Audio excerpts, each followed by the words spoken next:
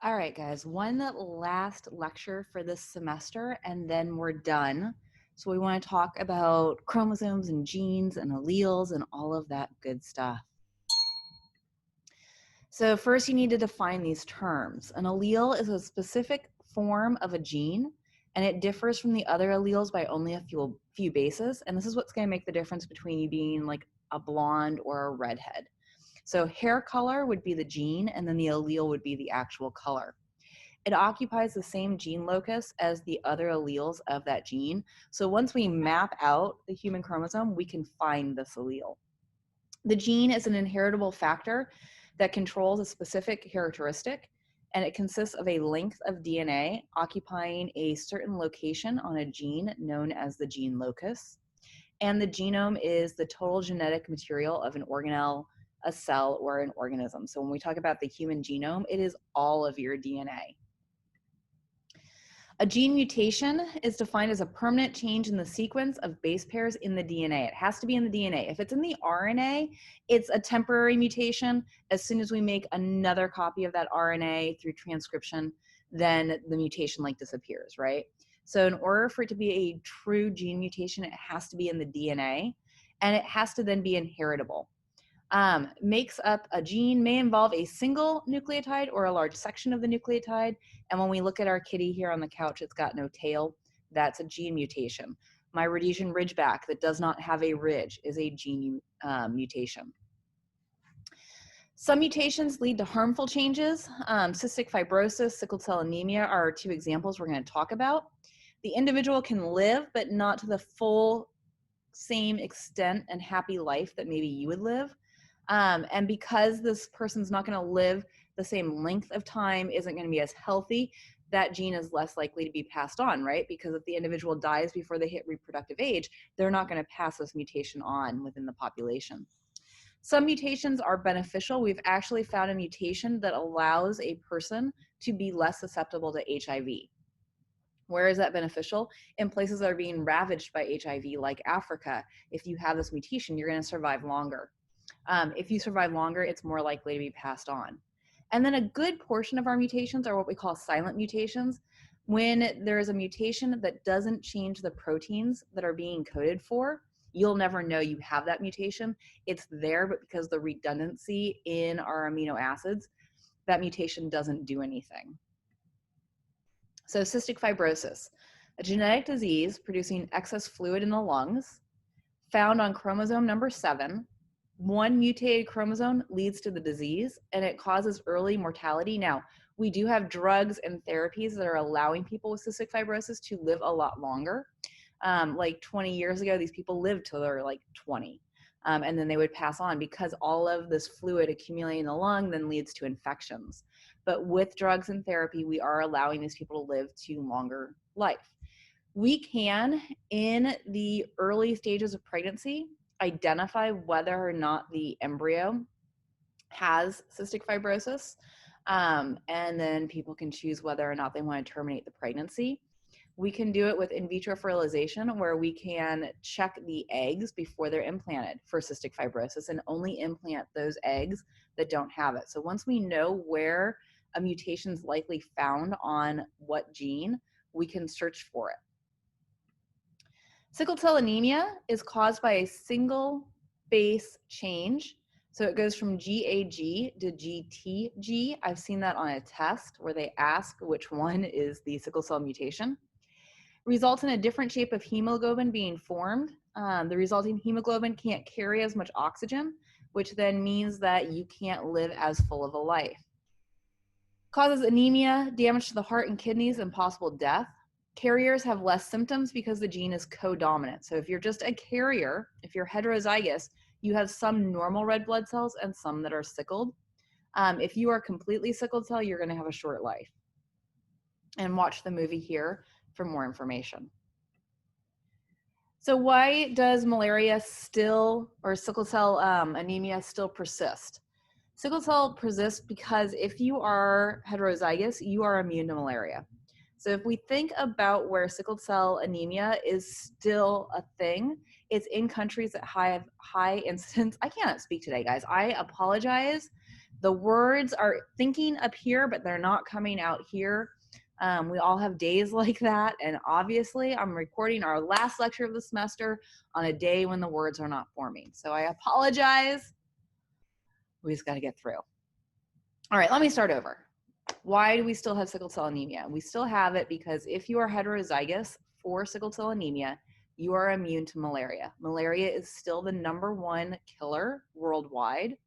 And we see areas of Africa that have high incidence of malaria also have high incidence of people who are heterozygotes for sickle cell anemia because it gives them that immunity from malaria.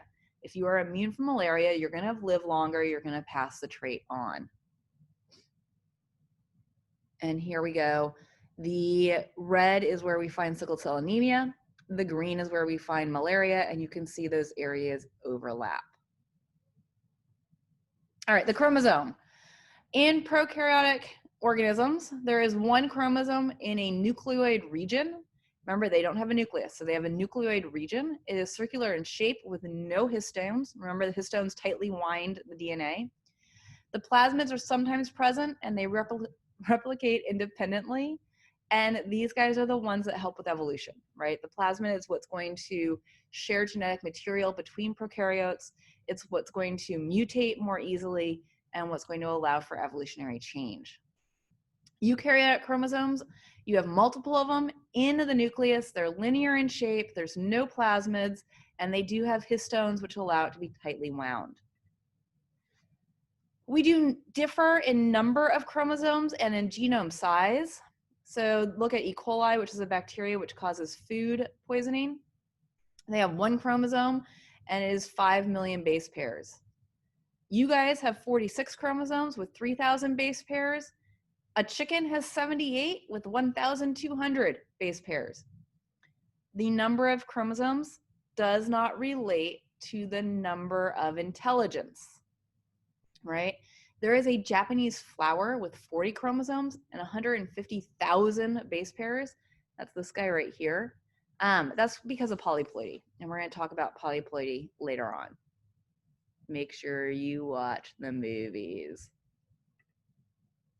Cytochrome C is a small protein in the mitochondria.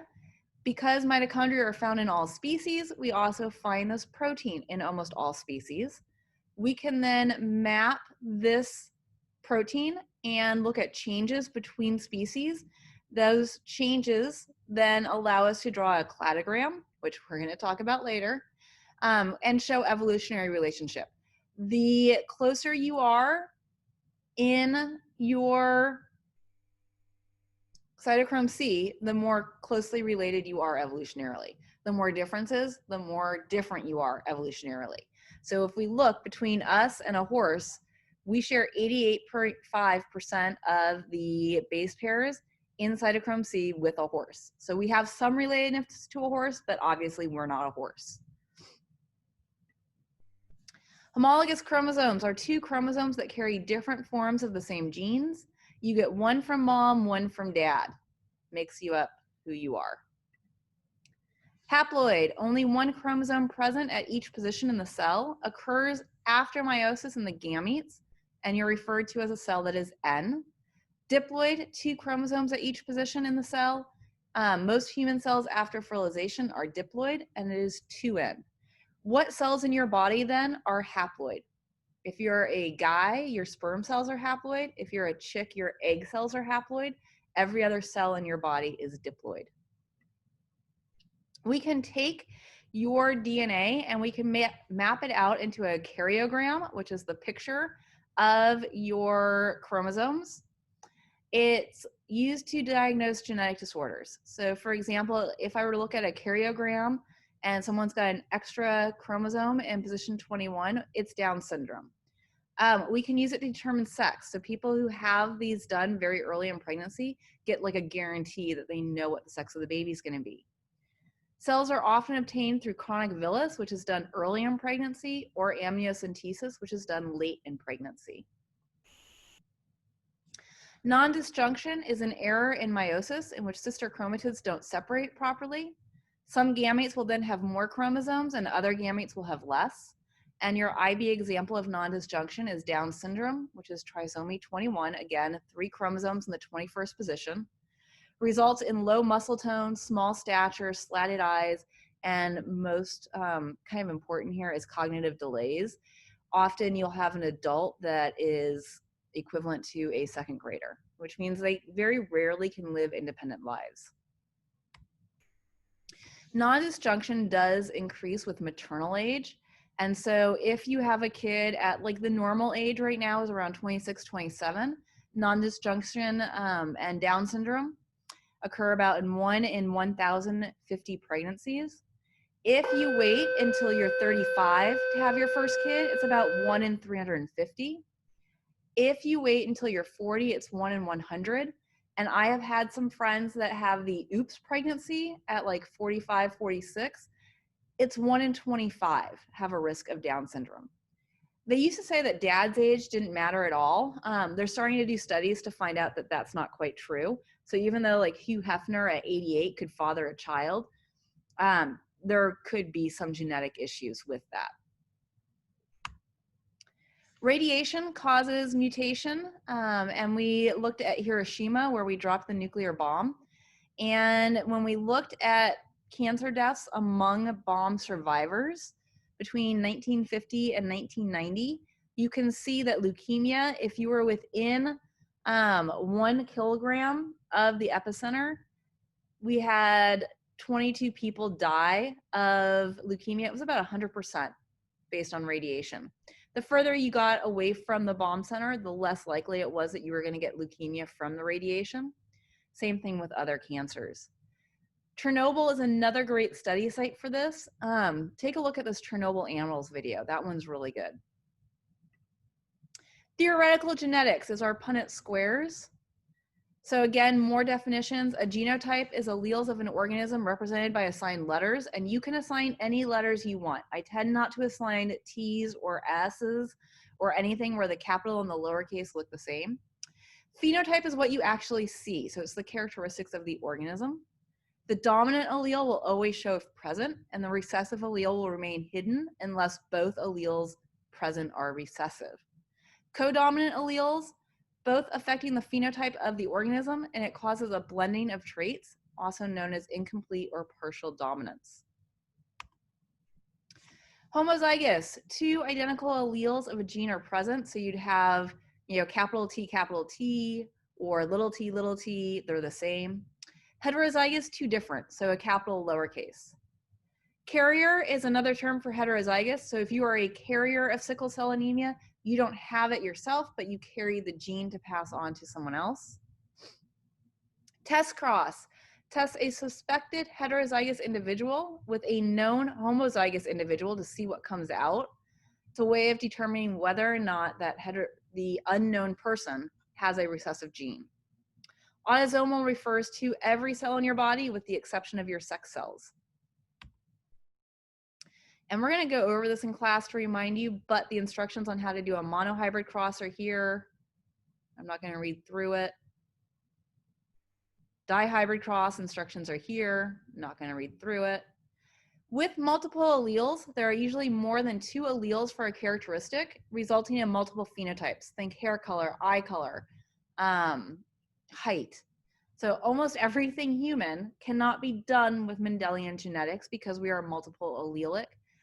It allows to have multiple genetic diversity. So when you look around, the fact that we all look different usually lends to the fact that we are multiple allelic.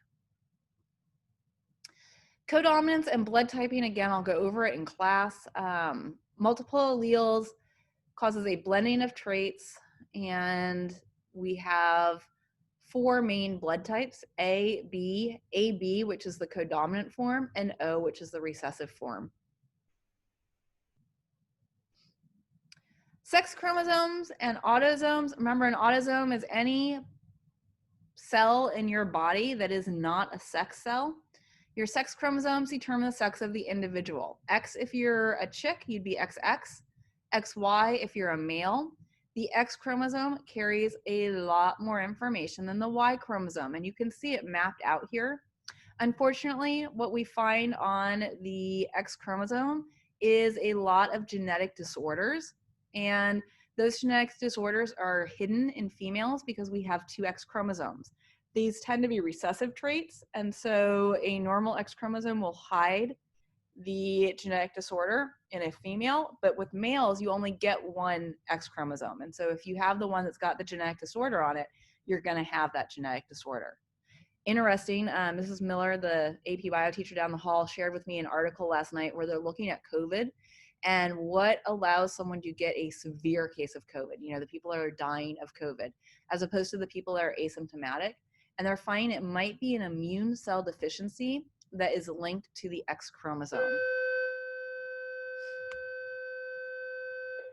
So again, sex chromosomes and gender, they're the last two chromosomes on a karyogram. Males are XY, females are XX. The male determines the sex of the child. So every egg a female has is X. Male's sperm can either be X or Y, and so dad determines the gender. And I always talk about the English kings that would kill their wives because they couldn't produce a son, when in reality, it was the king's fault. X chromosome is larger. Some genes found on the X are not found on the Y. These traits are said to be X-linked or sex-linked. And we do those genetic problems a little bit differently, and we'll go over those in class. Examples for IB that you need to know: color blindness. This affects the ability to produce different pigments for the absorption of different wavelengths. The ability to make these pigments is dominant, and the inability is recessive, carried on the X chromosome. And again, we often see color blindness on males only. The only way that you would get a female with any of this disease is if dad had the disorder and mom carried the disorder. They can produce a female that has the disorder. Hemophilia makes it so the blood won't clot. Used to be considered lethal, but now we can give transfusions with clotting factors. Kind of already said this. We're going to go over some problems. Obviously read the slide, but I'm not going to read through it for you. Pedigree is the last thing we need to talk about. A pedigree is the way you can do a genetic map, usually done with disorders. When you look at a pedigree, a square is a male, a circle is a female. A line connecting a male and a female indicates that they're married, and then a line dropping down is their children. Usually if they're completely shaded, they have whatever it is that we're interested in looking at. If they're not shaded in, they either don't have it or they're a carrier. And so this becomes like a logic problem. If you're someone who likes logic problems, you'll love pedigrees. And we're going to do some in class, so I'm not really going to go over much in this slide. Crossing over is the last thing I want to talk about. It takes place during prophase 1, results in an infinite number of allele combinations, because now you're getting like chromosomes swapping pieces, which then change the allele frequency, and you have what's called recombinance. And so you have a child that comes out that looks nothing like mom or dad because it has new and novel allele combinations due to this crossing over. A linkage group is a group of genes whose loci are on the same chromosome. Mendel's law of independent assortment now does not apply. Genes on the chromosome are usually inherited together. So eye color and hair color are usually linked together. And so that's why you get the blonde, blue-eyed, red hair and green eyes are often linked together. Crossing over could produce weird combinations. The closer the location on the chromosome, the less likely crossing over will occur. Don't assume linkage unless the problem specifically states it. The number of possible gamete combinations, assuming no cross unless otherwise noted.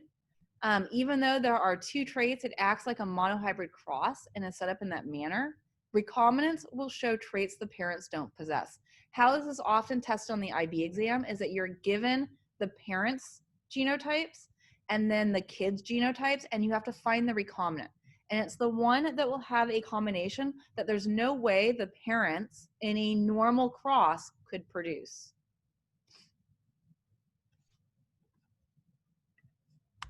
All right, that is it for today and for the semester.